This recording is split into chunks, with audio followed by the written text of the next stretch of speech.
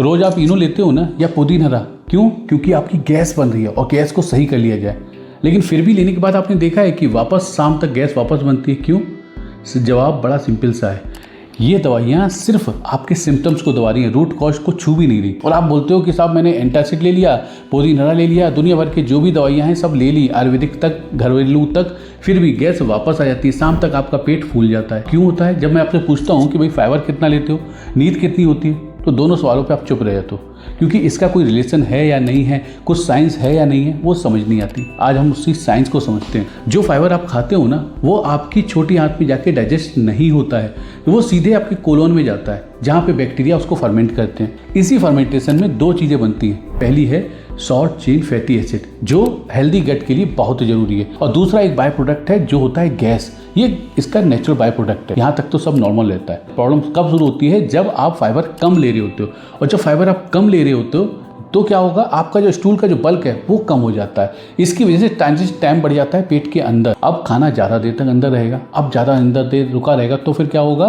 ज़्यादा देर तक अंदर रहने से आपका जो फर्मेंटेशन है वो ज़्यादा रहेगा, और ज़्यादा बनेगा तो गैस भी ज़्यादा बनेगी। अब एक और चीज़ जो आपको कोई नहीं बताता है, आपका गट जो है ना एक सर्काडियन रिदम की क्लॉक की तरह होता है। कोलोन दिन में एक्टिव रहता है, रात को नेचुरली स्लो हो जाता है। अगर नींद इरेगुलर है, रात को अगर आप लेट नाइट खाना खा रहे हो, फ़ोन ज़्यादा देख रहे हो, या फिर आपकी नींद किसी भी कारण से डिस्टर्ब है, तो ये आपकी पूरी बायोलॉजिकल क्लॉक को डिस्टर्ब कर देता है, और आपकी जो गट की मोटिलिटी है वो दोनों स्लो पड़ जाती है। फिर क्या आता है? फिर आता है आपका स्ट्रेस। जब आप स्ट्रेस में होते हो ना, तो body fight and flight mode में चली जाती है। डाइजेशन के लिए जो जरूरी पैरासिम्पैथेटिक नर्वस सिस्टम है वो ही दब जाता है। इसी वजह से जब आप क्रोनिक स्ट्रेस में होते हो तो मोटिलिटी स्लो पड़ जाती है और गैस और ब्लोटिंग बढ़ जाती है। अब मूवमेंट की बात कर लेते हैं। 2025 की एक स्टडी ने साफ साफ दिखाया था कि हल्का सा अगर वॉक कर लेते हो ना खाना खाने के तुरंत बाद, तो गट की एक्टिविटी तुरंत बढ़ जाती है। मतलब थोड़ा सा मूवमेंट भी आपने बढ़ाया और आपका मोशन ठीक होने लगता है, आपकी गैस नहीं होने लगती है, तो आपके गट का ये सीधा कनेक्शन है। अब एक चीज़ और जो शायद आपने कभी सोची नहीं है, जो आपको डायबिटीज है, जिसमें ब्लड शुगर आपके स्पाइक्स करते हैं, एकदम से क्रैश हो जाते हैं, इसी वजह से वेगस नर्व जो है गट की मोटिलिटी को और डिस्टर्ब कर देता है, और यही वो नर्व है जो ब्रेन और गट का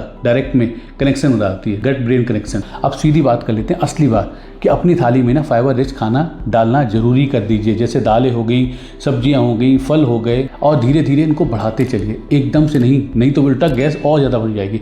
अपनी नींद का टाइम फिक्स कर लो, रोज़ एक ही टाइम पे सोना, और सोने से पहले फ़ोन को भैया थोड़ा सा दूर कर दो, और रोज़ थोड़ा सा चलने लगो 10 से 15 मिनट केवल खाना खाने के बाद में। अगर इतना भी कर लिया तो गट को एक्टिवेट करने की आपने सारे तरीके कर लिए, और आप इससे ही करते एक हफ्ते के अंदर आप मालूम पड़ेगा कि आपकी गैस बनना 50% से ज़्यादा कम हो जाएगी बिना किसी दवाई के, और जो दवाई लेने के बाद वापस बढ़ रही थी वो भी बढ़ना कम हो जाएगी। तो हाँ, अगर तुरंत राहत चाहिए तो अजवाइन हींग वाला गर्म पानी हेल्पफुल हो सकता है, लेकिन याद रखिए ये सिर्फ सिम्टोमेटिक रिलीफ देता है, कोई परमानेंट फिक्स नहीं देता। परमानेंट फिक्स हमेशा अंदर से आता है। फाइबर, नींद, मूवमेंट और स्ट्रेस से बचना, अगर इतना सा कर लिया ना तो आपकी गट की गैस तो सही हो जाएगी। लेकिन एक चीज़ वार्निंग समझ लीजिएगा, अगर सीने में तेज दर्द हो रहा है, सांस लेने में दिक्कत हो रही है, तो तुरंत अपने डॉक्टर के पास जाइए। हार्ट अटैक और गैस के सिम्टम्स कभी कभी मिलते जुलते हैं, कन्फ्यूज होकर रिस्क मत लीजिएगा। याद रखिएगा, गैस एक सिम्टम है, बीमारी नहीं है। रूट कॉज हमेशा लाइफस्टाइल में छुपा होता है। कमेंट में बताओ कि इन 5 चीज़ों में से आपकी कौन सी ज़्यादा कमज़ोर कड़ी है, उसी को सही करने की नेक्स्ट वीडियो बनाते हैं।